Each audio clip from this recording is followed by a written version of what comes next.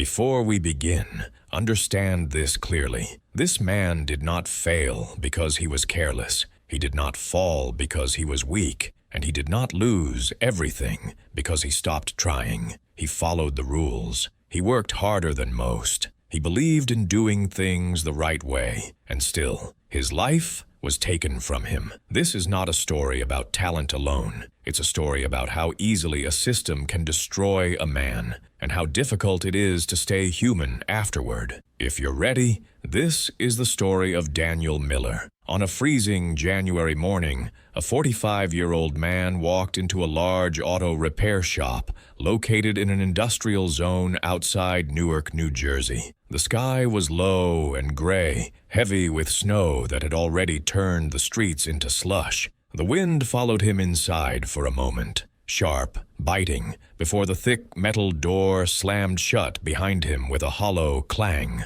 Warm air rushed over his face, carrying the familiar smell of oil, rubber, and metal. It didn't change his expression. He stood just inside the entrance, unmoving, like a man waiting for permission. Not permission to speak, but permission to exist. His jacket was old, threadbare at the sleeves, the fabric worn thin from years of use. His boots were cracked, the soles uneven from endless hours standing on concrete floors. A few days of unshaven stubble darkened his face. But what stood out most were his eyes. They were not angry. They were not hopeful. They were the eyes of a man who no longer expected kindness. "I'm looking for work," he said quietly. "I'll do anything, cleaning, carrying tires, even mopping floors." Behind a cluttered desk sat Frank Kaplan, the owner of the shop. Frank was in his late 50s, broad-shouldered, with thick hands shaped by decades of physical labor. He had built Kaplan Auto Service from nothing in the early 1990s. One bay,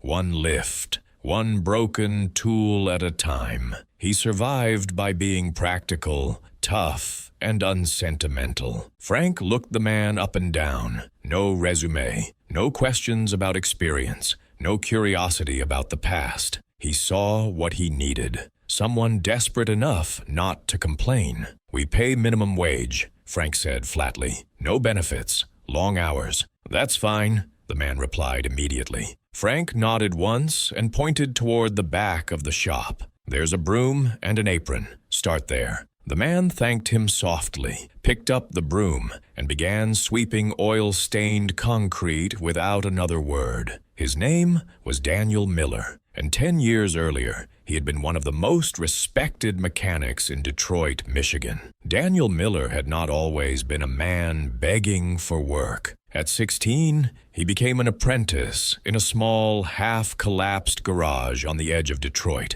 The building leaned slightly, its walls stained by decades of oil and rust. The place smelled of grease, burned coffee, and failure, but to Daniel, it smelled like opportunity. The owner was an elderly mechanic named George Whitman. George's hands shook when he held a cup of coffee, but never when he held a wrench. He didn't rush. He didn't yell. He listened. One afternoon, as Daniel struggled with an engine that refused to cooperate, George leaned against the workbench and spoke quietly. "Fixing cars isn't about parts," he said. "It's about listening. The car will tell you what's wrong, if you're quiet enough." Daniel laughed back then. Years later, he understood exactly what George meant. He learned to hear imbalance in an engine's rhythm, to feel hesitation through vibrations in the steering wheel, to sense failure before it happened. By 25, Daniel opened his own shop.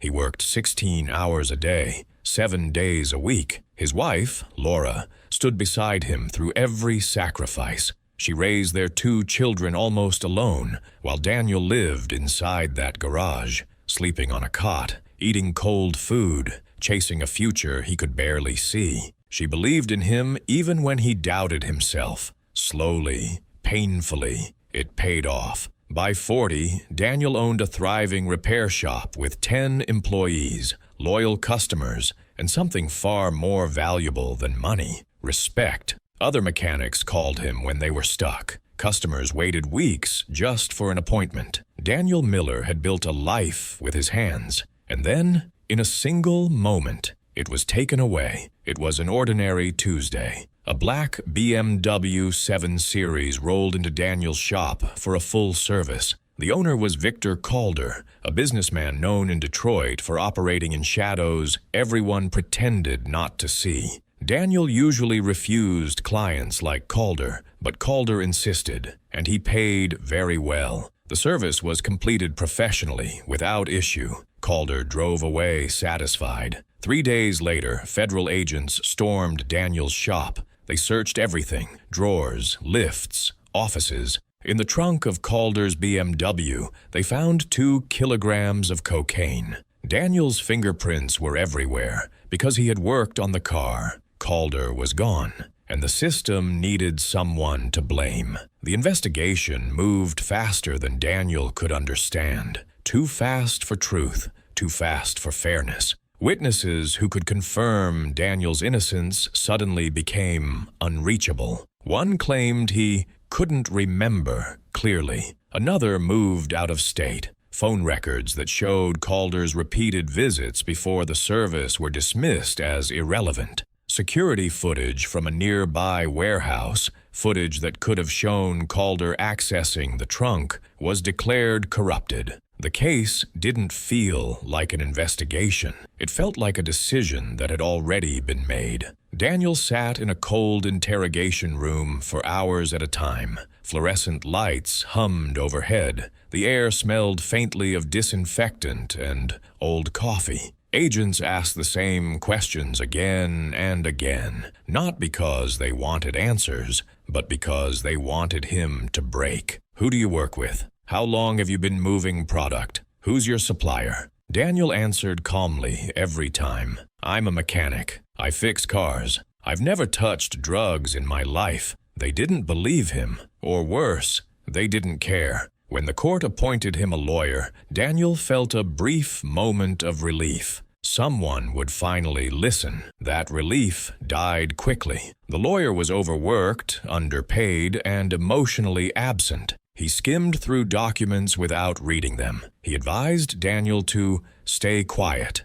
and be realistic. Sometimes, the lawyer said without looking up, the best move is to accept what you can't fight. Daniel stared at him. This isn't something I did, Daniel said slowly. This is my life. The lawyer sighed. The trial felt unreal. Daniel sat at the defense table while strangers spoke about him as if he were already gone. Evidence was presented without context. Objections were weak and half-hearted. Calder's name was mentioned only briefly, carefully, as if it were dangerous to say too much. When the verdict came, Daniel didn't hear gasps. He heard silence.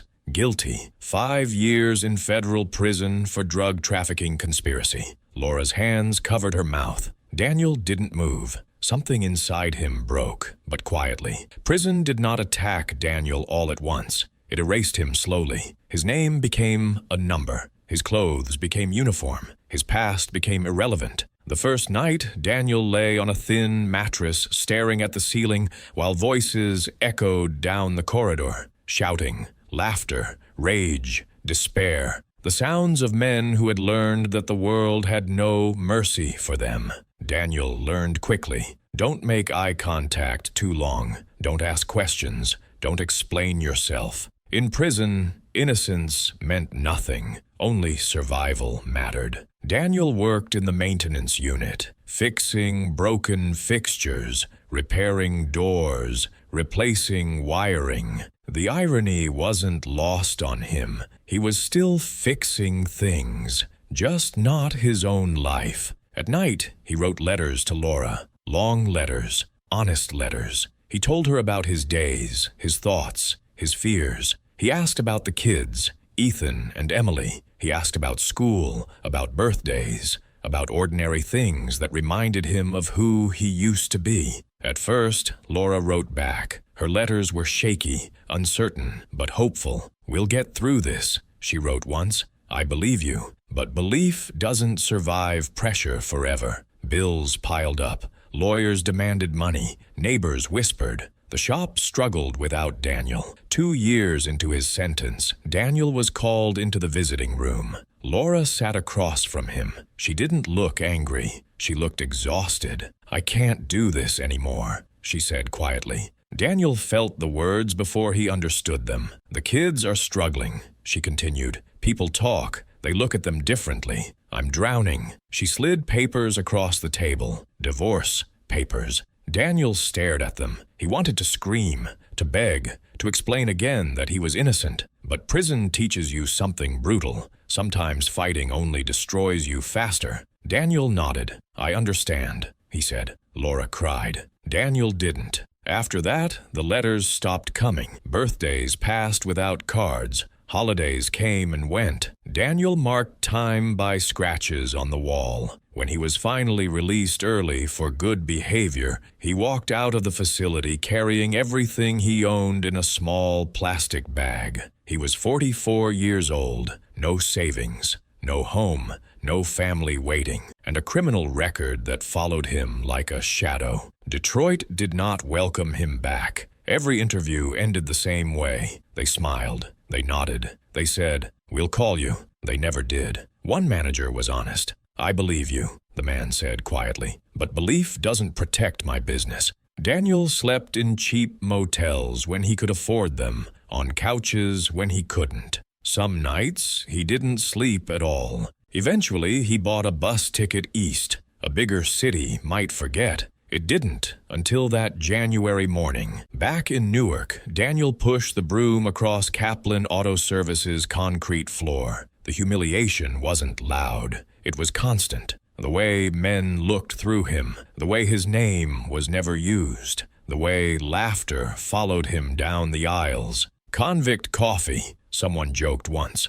tossing him a cup. Daniel caught it without spilling a drop. He said nothing. At lunch, he ate alone, behind the supply shelves, sitting on an upside-down bucket. He chewed slowly, methodically, like a man who knew hunger too well to rush. At night, he returned to his rented room in Elizabeth. The heat barely worked. The mattress was thin. Trucks rattled the window every few minutes. He sat on the edge of the bed, boots still on, staring at the wall. Sometimes tears came, silent ones, not from pain alone, but from the exhaustion of holding himself together. And every morning he got up and went back, because disappearing would have been easier. And Daniel Miller was not finished. Kaplan Auto Service opened every morning at exactly 7:30 a.m. The metal shutters rolled up with a shrill screech that echoed through the industrial block. Engines roared to life, radios clicked on,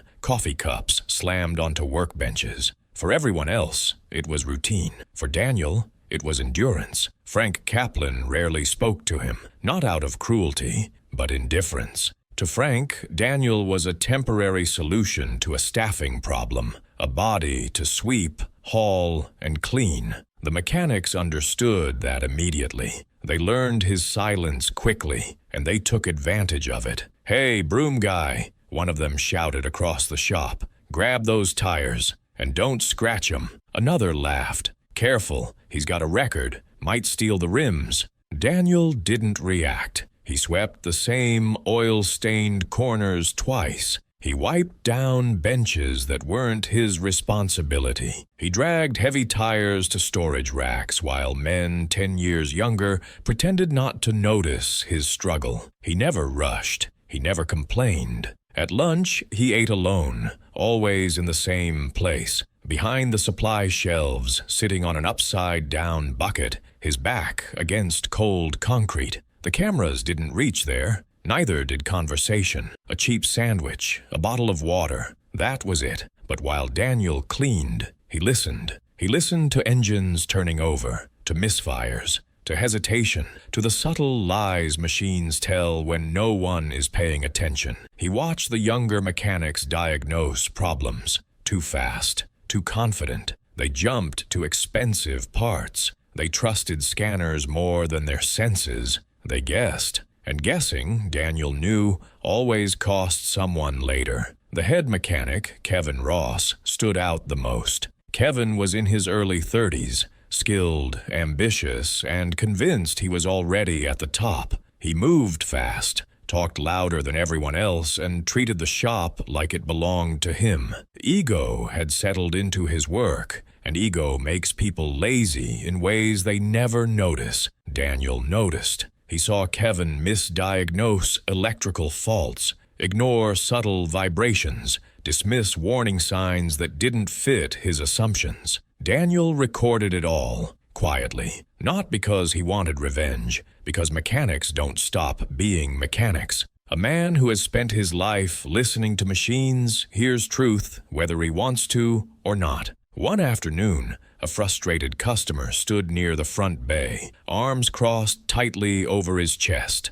A silver Audi A6 sat on the lift, hood open, looking lifeless. Kevin wiped sweat from his forehead, irritation creeping into his voice. "I've replaced the battery," Kevin snapped. "Checked the alternator. Fuel pump tested fine. It should start." "Well, it doesn't," the customer shot back. "So, something's wrong." Frank Kaplan stood nearby, watching the exchange with growing irritation. Every minute that Audi sat there meant lost money, lost space, and a frustrated customer telling others about it. Daniel was mopping near the back wall. He heard it instantly, the way the starter tried, then hesitated, the flicker in the dash lights, the brief confusion in the electronic systems, like the car didn't recognize itself. Daniel knew the problem before Kevin finished speaking, a rare control module failure. Not common,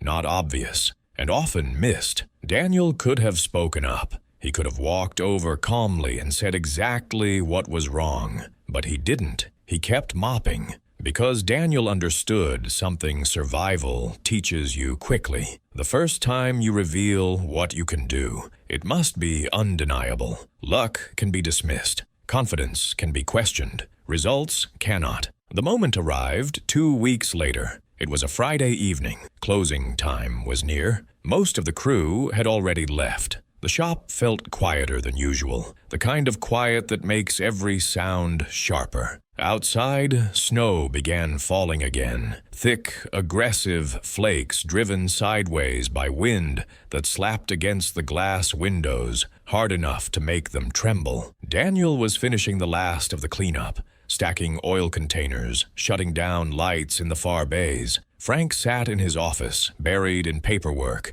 exhausted and irritated. Then the sound hit, a violent screech of tires, a horn blasting once. Then the sickening crunch of metal on metal. Glass shattered. For a moment, everything froze. Daniel dropped what he was holding and ran toward the front door. Frank burst out of his office, already shouting into his phone. "We need an ambulance. Now! There's been an accident." Outside, a delivery truck had skidded on the ice and slammed into a small sedan at the edge of the lot. The sedan was crushed, its front end folded like paper. Steam hissed into the cold air, and inside, Daniel saw movement. A young woman, alive. Her eyes were wide with terror. Her mouth moved before sound came out. Then she screamed. Daniel didn't think. He moved. The cold hit Daniel first. Sharp, biting, unforgiving.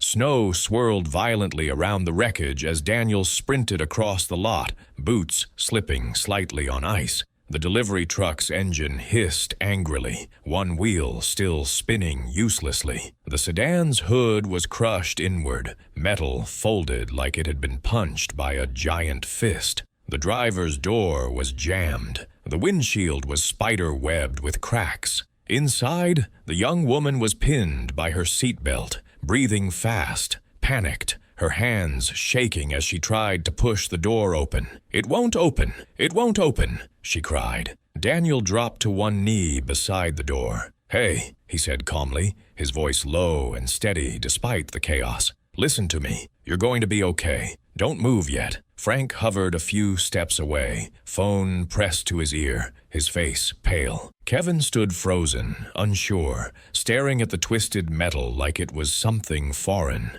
Daniel didn't wait for permission. He scanned the damage in seconds. Frame bent inward, door latch compromised. airbags deployed, but the steering column hadn't collapsed. That mattered. "Engine off," Daniel ordered sharply. The truck driver fumbled, finally turning the key. Silence fell, heavy and unnatural. Daniel grabbed a pry bar from the nearby toolbox mounted outside the bay. He wedged it carefully into the gap near the door hinge, applying pressure slowly, evenly. Metal screamed as it resisted. Daniel adjusted his angle. "Look at me," he told the woman. "Don't look down. Breathe with me." Her eyes locked onto his. In that moment, fear gave way to trust. With one final controlled push, the latch snapped free. The door swung open. Snow rushed inside the car. Daniel reached in, carefully releasing the seatbelt while supporting her weight so she wouldn't fall forward.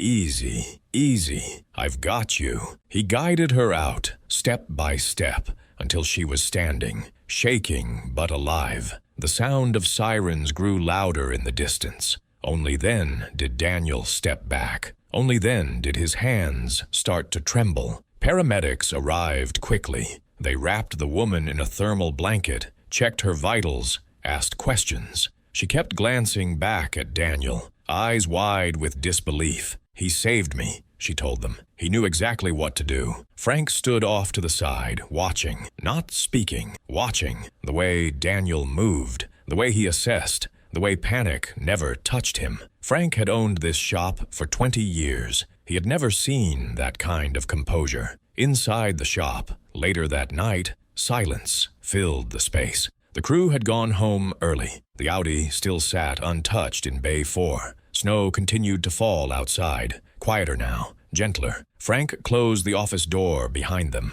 Daniel stood near the tool wall, unsure why he'd been called in. Frank didn't sit. He leaned against his desk, arms crossed, studying Daniel like a puzzle he hadn't noticed before. "You didn't hesitate," Frank said finally. Daniel shrugged. "Someone needed help."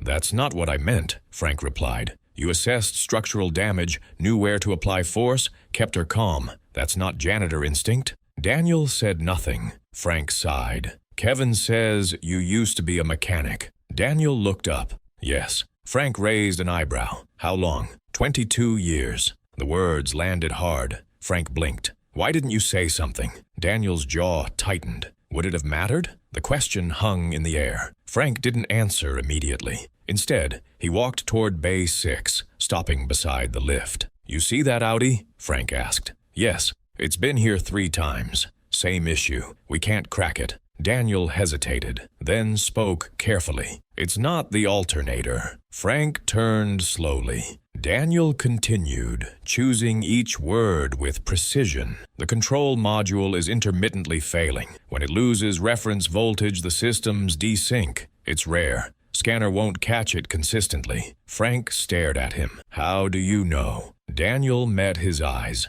"Because I've fixed 4 of them." Silence. Then Frank reached into his pocket and pulled out a key. He held it out. "Bay 6, he said. "You have 2 hours." Daniel stared at the key, not at the metal, but at what it represented. Trust, or a test. Daniel took it. He worked methodically, disconnected the battery, removed trim panels, accessed the module without forcing anything. His movements were calm, practiced, almost graceful. When he powered the system back up, the Audi came to life instantly. No hesitation, no flicker, no confusion, just a clean ignition. Frank stood behind him the entire time. He said nothing. When the engine settled into a smooth idle, Frank exhaled slowly. "Where did you learn to work like that?" Frank asked quietly. Daniel shut the hood. "From listening," he replied. That night, Frank paid Daniel overtime, and for the first time, he called him by his name.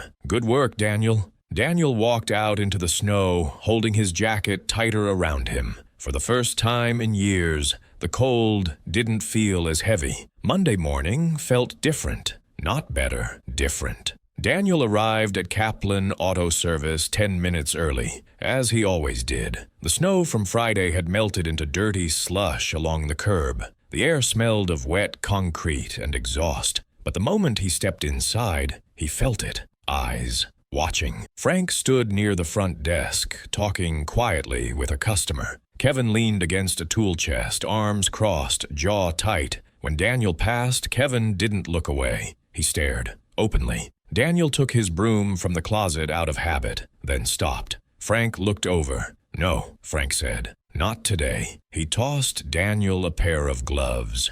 Bay 6. Oil change and inspection. Customers waiting. The gloves hit Daniel's chest. Simple, ordinary. And yet Daniel's hands shook slightly as he pulled them on. It had been years since anyone had trusted him with a customer's car. He worked slowly, deliberately, checking everything twice. When he finished, the customer smiled. "Smoothest this car's felt in months," the man said. Daniel nodded. "Glad to hear it." Kevin watched the entire exchange. By Wednesday, Daniel was working half days as a mechanic and half as cleanup. Frank didn't announce it. He didn't need to. The shop knew, and Kevin hated every second of it. Daniel didn't brag, didn't explain, didn't defend himself. He simply fixed cars. The comebacks dropped. Customers started requesting the older guy in Bay 6. Frank's stress eased just a little. Kevin's didn't.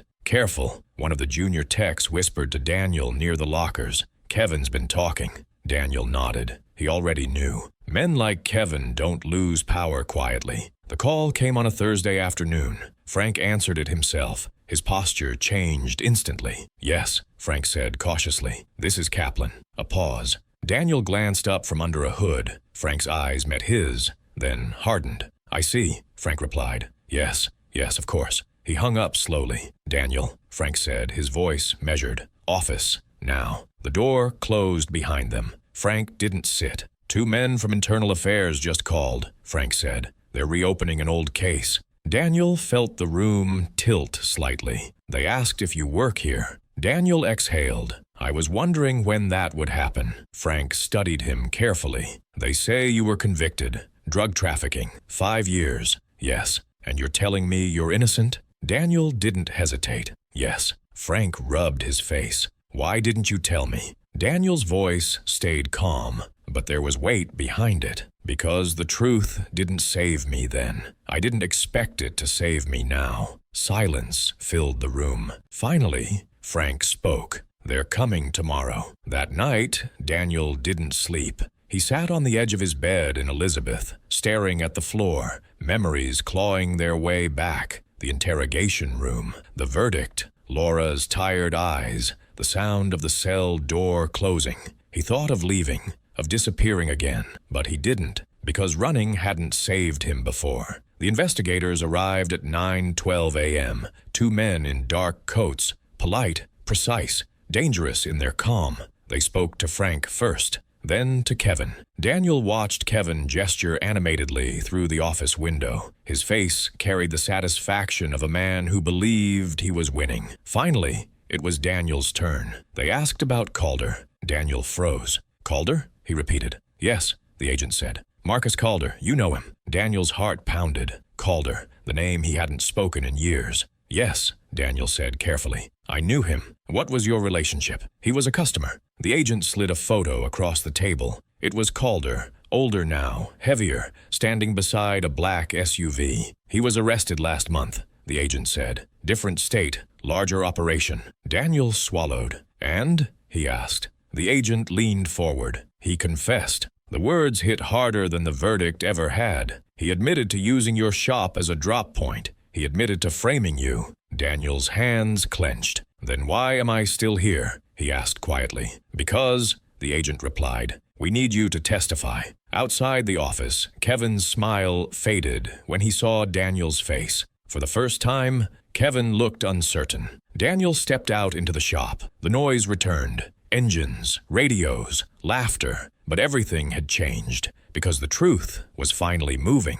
And truth, once in motion, doesn't ask who's ready. The courtroom smelled the same as it always had. Old wood, cold air, fear disguised as order. Daniel sat at the defense table, hands folded, spine straight. 5 years ago, he had sat in this same posture, in this same room. Except back then, he had believed the truth would protect him. It hadn't. Now, he didn't believe in protection, only endurance. The judge entered. The room stood, then sat. The prosecutor spoke first, voice firm, confident, until it wasn't. Exhibits were presented, phone records that had gone missing the first time, surveillance footage that had malfunctioned, bank transfers from Marcus Calder to officials who no longer held their positions. Then Calder himself was brought in. He looked smaller than Daniel remembered, weaker. When asked why he framed Daniel Miller,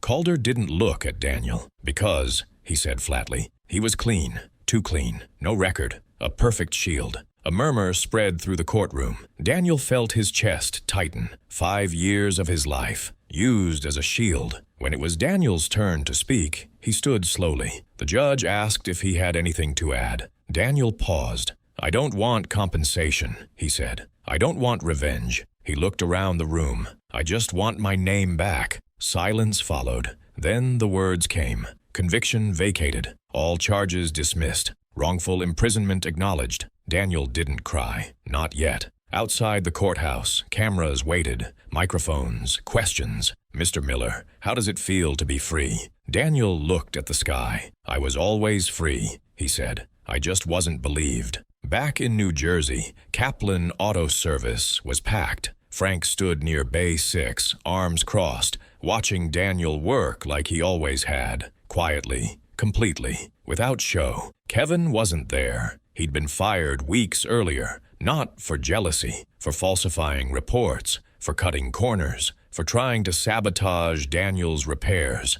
The system that once protected him didn't protect him anymore. Funny how that works. Frank approached Daniel at the end of the day and handed him a folder. Inside were documents, partnership papers. 50-50, Frank said. "If you want it." Daniel stared. "I already took enough from you," he said. Frank shook his head. "No," he replied. "You gave this place its soul back." Daniel signed. Spring arrived. Daniel returned to Detroit one final time. Not to stay, to close a door. Laura was gone now, but his children were there. Emily hugged him first, then Ethan. Not tightly, not easily, but honestly. "I should have believed you," Ethan said quietly. Daniel nodded. "I know." That was enough. They stood together at Laura's grave, wind moving gently through the trees. Daniel placed his hand on the stone. "I'm still here," he whispered, and for the first time in years, he felt like he truly was.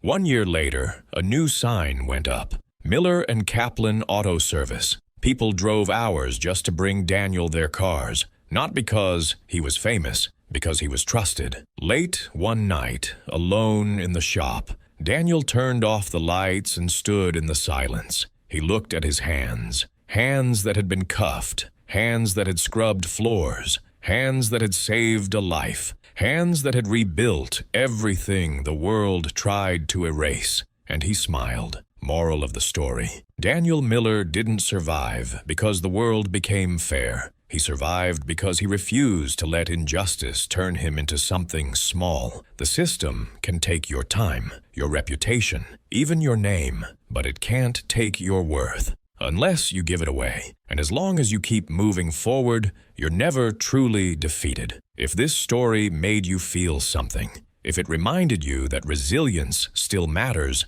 like this video, subscribe to Momentum Stories, and remember, even when life buries you, you can still rise. See you in the next story.